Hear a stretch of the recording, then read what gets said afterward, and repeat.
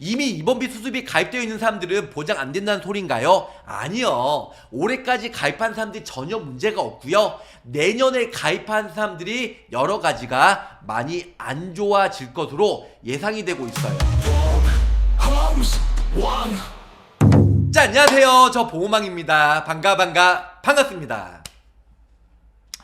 일단은 25년도에 바뀌는 보험 시장 미리 예측해보는 시간을 갖도록 할게요. 요즘에는 신상품이 워낙 많이 나오고요. 또 금방 없어지고 나왔다가 없어지고 나왔다 없어지고 여러가지 변수가 많이 있어요. 특히 우리 보험업계 일하시는 보험 설계사분들 제 영상 많이 시청하고 계시는데요.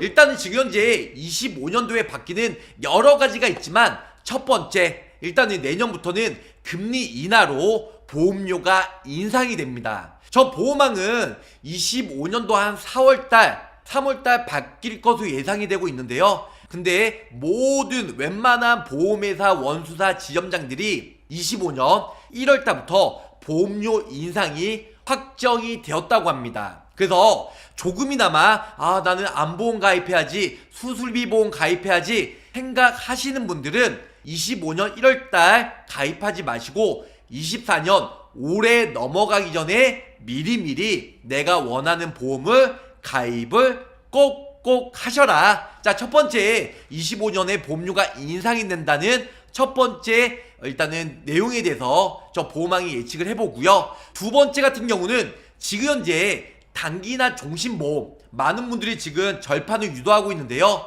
특히 올해 1월달이죠. 24년 1월달에 단기나 종신보험으로 엄청나게 많은 상품을 가입했어요. 뭐 하나생명 133%, 신한생명 135%, 농협생명 133%, 그리고 뭐 동양생명 여러가지 단기나 종신보험 5년 납입하고 5년 거치한 다음에 10년 비과세 받으면서, 혹은 7년 납입하고 3년 거치하고 10년째 해지했을 때 무려 135%나 높은 환급을 받을 수 있고 무제한 비과세로 혜택을 받을 수 있는 단기나 종신보험.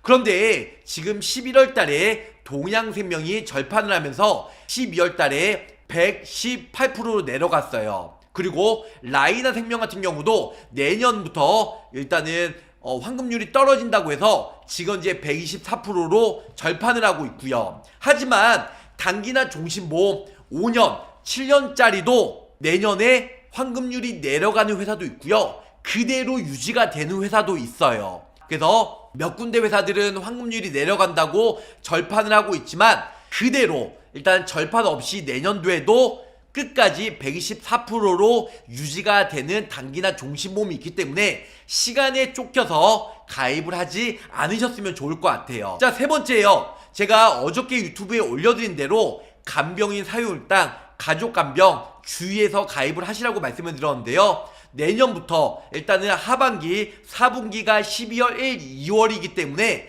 이 안에 가족간병 그리고 중간 플랫폼에서 간병인으로 인해서 지금 부지급되고 부지급 안 되는 그런 여러 가지 이슈상 약간 전면 개편이 일단은 내년 1, 2월 달에 바뀔 것으로 예상이 되고 있습니다. 가장 중요한 건 뭐냐면 이게 엄청난 파장이에요. 어떤 설계사분들은 알고 어떤 설계사분들은 모를 수가 있는데 요즘에 뉴스나 아니면 신문, 인터넷 방송 여기서 지금 여러가지 이슈가 지금 떠오르고 있어요. 수면 위에. 물론 많은 설계사분들이 아직까지는 모르고 있는데요. 저 보호망도 좀 중수에 넘어가서 이게 확정적으로 나오면 그때 유튜브 방송에 올려드리려고 했는데요. 지금 일단은 대략적으로 나온 가이드 사항을 저 보호망이 우리 많은 설계사분들에게 알려드리려고 하고 있고요.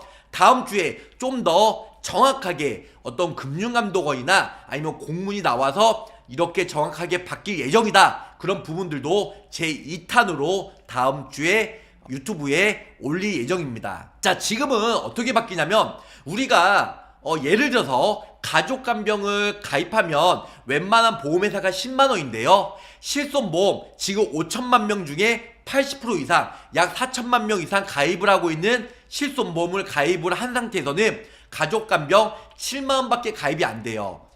올해까지는 상관이 없어요. 실손보험 가입자가 수술비나 입원비나 진단비나 후유장에 1개를 가입하든 5개를 가입하든 10개를 가입하든 어깨 누적이 없는 한 여러가지 중복가입 중복보장이 가능합니다. 그런데 내년 25년 1월 이후 가입자부터는 실손보험 가입자가 일단은 입원비나 수술비나 가입을 한다고 하면 실손보험이 없는 상태에서는 100% 가입 금액으로 가입이 되겠지만 실손보험이 있는 상태에서는 30%, 20% 자기 부담금 내에서 가입이 가능하다는 겁니다. 좀 어려울 수가 있을 것 같은데요. 다시 한번 말씀드릴게요. 올해는 상관이 없어요. 그래서 올해에 절판을 하고 올해에 웬만한 보험회사 상품을 가입을 하셔야 돼요. 물론 내년부터 보험료가 인상이 되겠지만 중요한 건 올해에는 맘 편하게 가입을 해도 중복가입, 중복보장이 되지만 내년부터는 실손보험 가입한 사람이 예를 들어서 뭐 질병수술비 100만원짜리가 있다. 실손보험 없는 사람들은 100만원 다 지금처럼 편하게 가입이 가능하지만 실손보험 가입한 사람들은 뭐 수술비 가입을 100만원짜리 못해요. 뭐 30만원, 20만원 실손보험 가입한 사람들은 한도가 급격히 적게 가입이 된다는 겁니다. 그래서 실손보험 가입한 사람, 실손보험 가입 안 한 사람 두 가지로 분류가 돼서 담보가 매우 약하게 가입이 된다는 거죠. 자, 이 부분들은 우리 정부나 금융감독원에서 지금 보험을 중복해서 가입한 사람들, 수술비나 입원비 가입한 사람들, 이 사람들 때문에 과잉진료나 역선택, 도덕적 해이, 그리고 보험 사기로 연루가 될 수가 있고, 또 하나 굳이 치료를 안 받아도 되는데 사적 보험금을 받으려고 무리하게 병원 가서 치료를 받는 사람들이 너무 많다고 가정하에 실제로 물론 그렇게 한 사람도 있겠지만, 그래서 일단은 병원비가 예를 들어서 150만원 나왔다. 그런데 예를 들어 실손보험이 120만원으로 지급이 됐다. 자기 부담금이 30만원 부담금이 발생이 되잖아요. 그런데 입원비나 수술비나 후유장애나 여러가지 일단은 실손보험 가입한 사람들은 급격하게 한도를 적게 해서 가입을 하라는 거죠. 자, 좀 이따가 제가 뉴스 기사를 제가 올려드릴 건데요. 이렇게 되다 보면 어떻게 바뀌냐, 앞으로 어깨 누적이나 예를 들어서 지금 어깨 누적 암 같은 경우는 거의 4억까지 가입이 되죠. 많게는 5억. 어깨 누적 안 보는 회사도 있어요. 근데 뭐 진단비든 입원비든 수술비든 어깨 누적을 대폭 축소가 될 것으로 예상이 되고 있어요. 그리고 중복 가입 여러 개 된다 할지라도요, 내년 이후 가입자부터 25년 이후 가입자부터 그러면은 굳이 그렇게 많이 가입을 안 하겠죠. 왜냐, 실손보험 가입한 사람들이 80% 이상의 육박을 하다 보니까 입원비 수술비 가입을 한다고 해도 급격하게 적은 금액으로만 가입이 된다는 겁니다. 그러면 실손보험 해지할까요? 그러면은 100% 가입이 가능하니까. 물론 그럴 수도 있겠지만 실손보험 가입한 사람들 엄청나게 페널티가 있을 것으로 예상이 되고 있어요. 왜냐, 어느 정도 더 이상 보험으로 재테크를 취하지 말고 일단은 보험으로서 어떤 혜택을 받지 말라는 그런 정부나 금융감독원의 지시사항이다 보니까 결론적으로는 어느 정도 병원비 내에서만 실손보험 플러스 입원비든 수술비든 병원비 내에서 진단비든 수술비든 세팅하고 가입이 하라는, 그렇게 앞으로 바뀔 예정입니다. 그래서 지금 유튜브나 신문에 이렇게 여러 가지 지금 내용이 지금 보도가 되고 있어요. 그래서 무조건 올해 안에 가입한 사람들은 내년에 여러 가지 입원비나 수술비나 플러스 알파로 보험을 받을 수가 있지만, 그렇지 않는 사람들은 내년에 이후에 가입한 사람들은 여러 가지 페널티가 있을 수가 있다는 겁니다. 뭐 이렇게 바뀔 수가 있겠죠. 예를 들어서 내가 대장 용종을 해요. 대장 용종하면 요즘에 병원비가 25만원 나오거든요. 용종을 띄면. 그러면은 총원시에 자부담금 뭐 여러 가지 해서 예를 들어서 20만원 실손보험이 나온다고 생각해요. 그러면 수술비가 올해 가입한 사람들은 대장 용종 제거했을 때 질병수술비 100만원짜리 가입했다. 그럼 100만원 플러스 알파로 받을 수가 있잖아요. 근데 25년 1월 이후에 가입한 사람들은 실손보험 가입하면 내가 대장 용종이나 질병수술비 가입할 때 100만원 아니고 뭐 20만원 30만원 이렇게 적은 금액으로만 가입이 된다는 겁니다. 뭐 후유장애든 입원비든. 지금 현재도 가족간병 실손보험 가입한 사람들은 가족간병 7만원, 근데 실손보험 없는 사람들이 10만원 가입이 되잖아요. 요런 식으로 바뀔 예정이라고 합니다. 그래서 앞으로 보험으로 어느 정도 이득을 취하기에는 이제는 앞으로 매우 어려울 수가 있다. 올해 24년 12월 31일까지는 상관없지만 내년 가입자부터는 실손보험 주민번호 딱 때렸는데 실손보험 가입자야. 근데 내가 뭐 수수비를 100만원짜리 가입하고 싶어. 질병 수수비를. 근데 실손은 가입이 되었기 때문에 20만원 30만원 밖에 가입이 안 된다. 물론 이거는 제가 지금 예를 들어서 설명해 드린 건데요. 앞으로 요런 식으로 요런 가이드라인이 구체적으로 나오면 이렇게밖에 가입이 안 된다는 거예요. 수수비나 입원비나 뭐 여러가지 진단비나. 그래서 보험으로 이득을 취하지 마라. 이렇게 해서 내년부터는 바뀔 예정입니다. 매우 아쉽습니다. 뭐든지 변경되기 전에 준비해야 하는 게 맞아요. 동그라미님. 테이크님 안녕하세요. 빨간불 맞아요. 네. 자, 자본주의 사회에서 내가 5개 가입하든 10개 가입하든 그게 뭔 상관이야? 이렇게 생각할 수가 있을 것 같은데요. 지금 정부나 금융감독원에서는 수습이나 입원비나 이렇게 많이 가입한 사람들이 특히 지금 의료 대란이잖아요. 의사분들 진찰받는 사람들이 거의 없어요. 그리고 건강보험료도 지금 재정이 악화가 되고 있고요. 그래서 여러가지 이런 사적 보험 때문에 이득을 취한 사람들이 많이 있기 때문에 이득을 취하지 마라. 어느 정도 병원비 내에서만 기본적으로 실손 외에도 정액담보, 입원비나 수술비나 후유장애 이것도 실손보험 가입 플러스 자부담 선 내에서 병원비 선 내에서만 보장을 받아라. 이렇게 어느 정도 가이드라인이 나왔습니다. 그래서 내년부터는 일단은 보험 판매하는 저희 영업부서에서는 매우 힘들 것으로 중복가입도 안 될 거고 중복가입이나 어깨 누적도 좁을 거고 가입이 된다고 할지라도 어느 정도 실손보험 가입자분들은 몇십만원 지금처럼 통 크게 몇백만원 몇천만원 그렇게 세팅이 안 되기 때문에 몇십만원 가입이 안 될 것으로 예상이 되고 있어요. 그렇다고 그 진단비나 수술비 입원비를 가입하고자 실손보험을 해지할 수는 없잖아요. 걱정입니다. 이제 불과 한 달밖에 안 남았는데. 자, 노력하는 인생님 안녕하세요. 정액형 어디가 좋은지요? 정액형 뭐 어떤 거예요? 입원비요, 수술비요, 진단비요? 그거 정확히 알려주셔야죠. 네.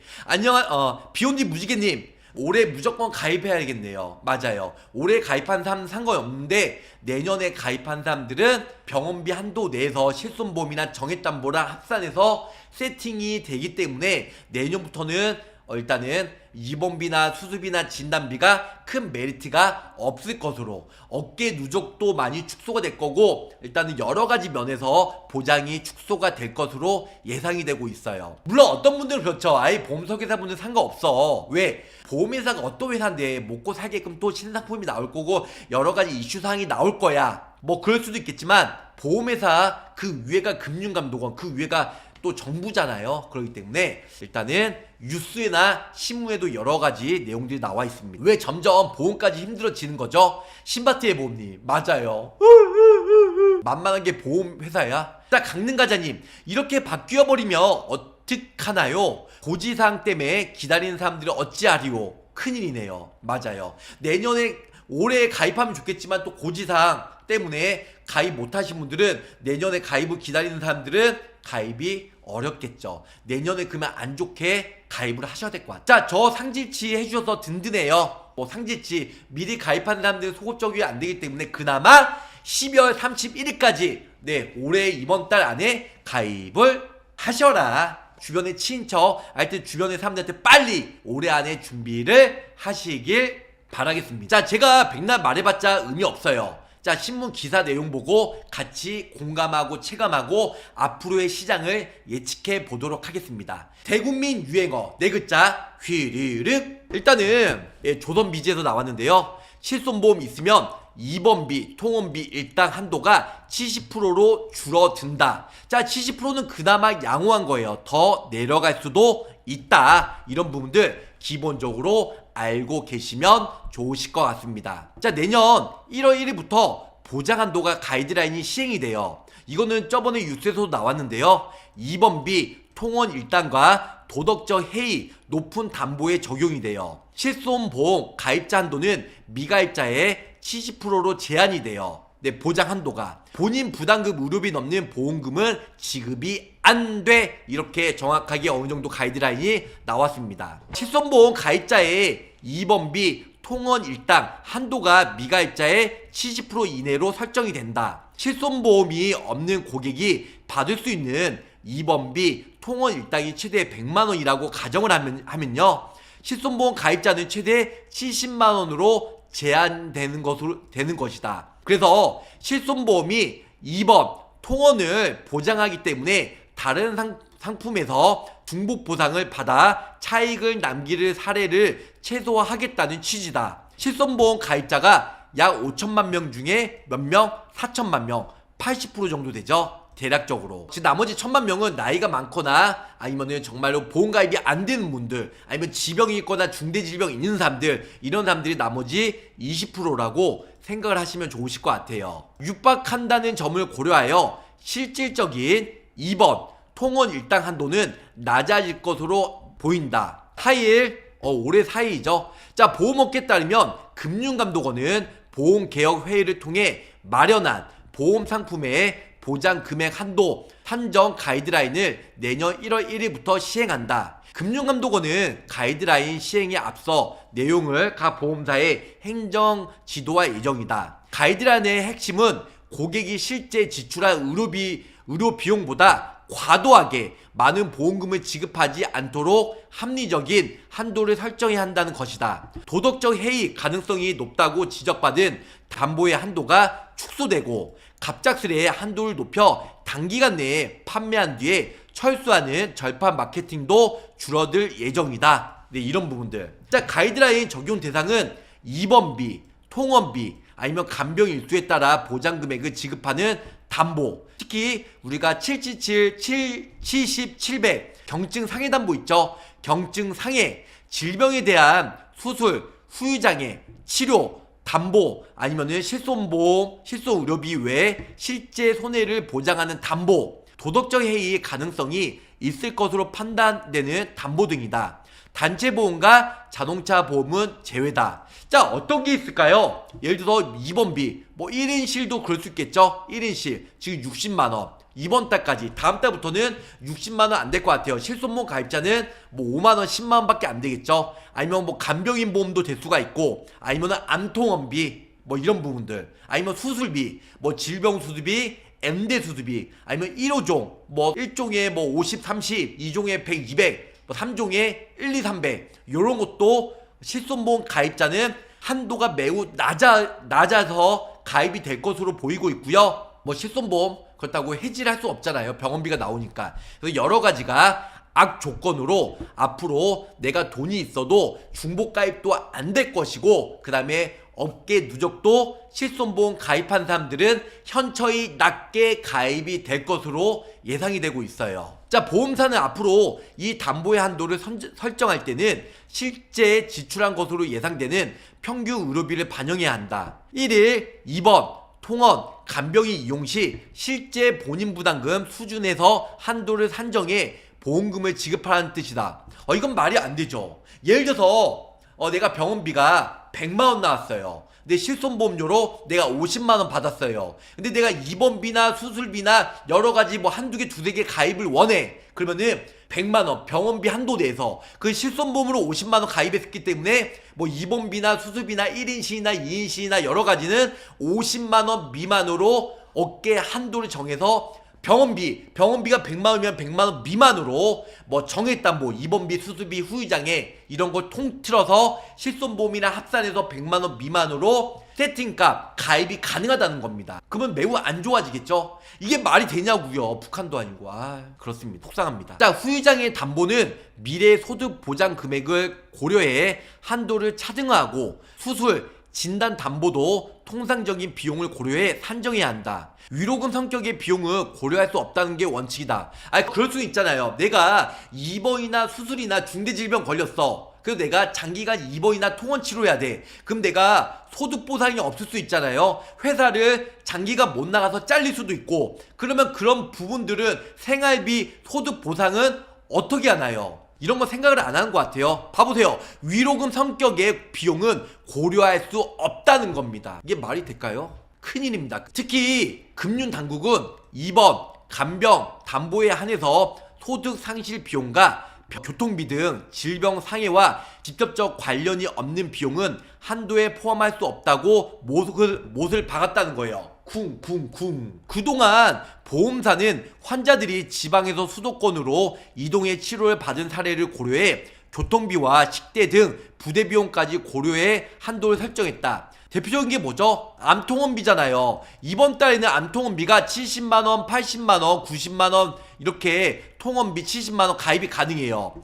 예를 들어 병원 치료가 실손보험도 있지만 우리가 지방에서 올라오신 분들은 뭐죠? KTX 타고 왔다 갔다 그럼 한 15만원 선, 15만원 선 여기다가 밥값도 있을 수 있고요. 밥값도 있고 밥값도 있을 수 있고 아니면 식대도 있을 수 있고 여러가지 커피값 여러가지가 부대 비용이 들 수가 있어요. 아니면 통원을 하다가 내가 오늘 늦어서 KTX 타고 집에 못 갔어. 그러면 집 근처에 모텔이나 호텔 여러가지에서 주무실 수가 있는데 근데 이런 걸 고려하지 않고 실제 통원했던 비용이 발생된 그 금액 내에서 실손보험이나 진단비든 통원비든 입원비든 수술비든 병원비 한도 내에서 일단은 세팅값 보험을 가입을 해라. 요렇게 25년 1월부터 바뀔 예정으로 지금 나와 있습니다. 이거 매우 중요합니다. 매우 심각해요. 그래서 이런 부분들 기본적으로 알고 계시면 좋으실 것 같습니다. 자, 정마다님, 사실 실비나 보험으로 악용하시는 분들 때문에 이런 상황까지 온 것 같아요. 선량한 시민들이 또 피해를 보네요. 그럴 수 있겠죠. 그러면 앞으로 입원비나 수술비 다 가입 안 할 거예요. 딱 실손보험 하나면 끝나니까. 물론 자기부담금이 들 수 있겠죠. 그거 어떻게 해요? 자기부담금 내야죠. 자기부담금을 안 낸다고 하면 입원비나 수술비 그 몇십만원 그거를 가입을 할 수도 있을 것 같고요. 여러가지 기사거리가 지금 뜨고 있어요. 25년 1월 1일 보험상품의 보장금액 한도 산정 가이드라인이에요. 여기 보시면 12월 꼭 가입해야 되는 보험, 간병인 보험도 있을 수 있고 수술비, 후유장애, 뭐 입원비, 통원비까지 뭐 진단비는 아직까지 안 건드겠지만 진단비도 나중에 건들 수가 있겠죠. 물론 안 내시면 내가 걸리고 싶다고 걸리는 게 아니기 때문에 당장 손을 볼 수가 없겠지만 지금 이 시대의 흐름이 이게 역행을 하는 거지. 이게 말이 될까요? 이해가 안 가. 예. 실손보험 있으면 입원비, 통원 일당 한도가 70% 줄어든다. 내년 1월부터. 이거는 제가 좀 전에 설명드린 거고, 이번에 종수습이 보험사 전수조사 나선 금융감독원 실손 등가 이중수령 도덕적 해이 유발. 아니 실손과 이중수령도 될 수도 있지. 내가 돈이 있다는데 내가 수습이 가입했는데. 그러면은 내년부터는 수습이 가입해봤자 의미가 없다는 거예요. 왜? 병원비 한도 내로 지급이 되기 때문에. 보장한도 가이드라인 내년 시행인데 사각지대. 오른쪽에 볼게요. 자, 가이드라인 적용 대상은 입원, 통원, 간병 일수에 따라 보장금액을 지급하라는 담보, 경증 상해, 질병에 대한 수술, 후유장애 이런 모든 것들이 앞으로 해당이 될 수가 있다. 이렇게 설명을 줄 수가 있겠습니다. 매우 중요합니다. 이 부분. 그래서 제가 이걸 만들었습니다. 저희 팀장과. 자, 내년 1월부터 실손 가입자 자기부담금 30만원까지만 보장이 됩니다. 추가 보장 받으려면 이번 달 안에 가입을 하셔야 돼요. 마지막 기회입니다. 정말 마지막 기회예요.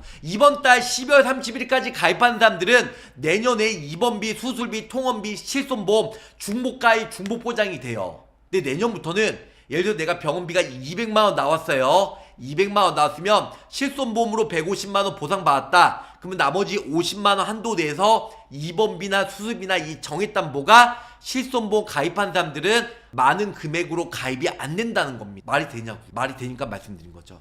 확정은 확정인데 아직까지 아주 구체적으로 내용은 나와 있지 않는데요. 대략적인 가이드라인이 이렇게 나올 예정이라고 합니다. 우리 구독자, 시청자, 미래 계약자분에게 알려드릴 권리가 있기 때문에, 의무가 있기 때문에 설명해 드린 거고, 이득을 못 취하도록 병원비 한도 내에서만 보장을 받을 수 있도록 이득을 못 취하도록 한도가 대폭 축소가 될 것으로 예상이 되고 있습니다. 무슨 아시겠죠? 보험 너무 어렵네요. 어려울 거 없습니다. 앞으로는 이제 그거예요. 야, 너네들 보험으로 이득 취하지 마. 이득을 발바닥 튀는 수술을 했는데 그거 병원비 2만원 나오는데 왜 50만원 100만원 받아.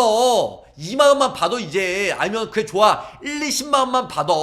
그렇게 해서 이득을 못 취하게 담보가 조정이 될 것으로 지금 여러가지 이슈사항이 있을 것으로 예상이 되고 있습니다. 그래서 지금 어떤 찌라시가 돌고 있는데 제가 만든 거 아닙니다. 근데 이렇게 바뀐다는 거 아닌데 어떤 모르겠어요. 이거는 보험사에서 만든 건 아니고 어떤 설계사가 만든 것 같아요. 이렇게 바뀔 예정이라고 하는데 누가 만들었는데 이렇게 바뀔 수도 있을 것 같긴 한데 이렇게 바뀌기에는 너무 그러면 입원비 수수비 이런 티약들이 아예 의미가 없어요.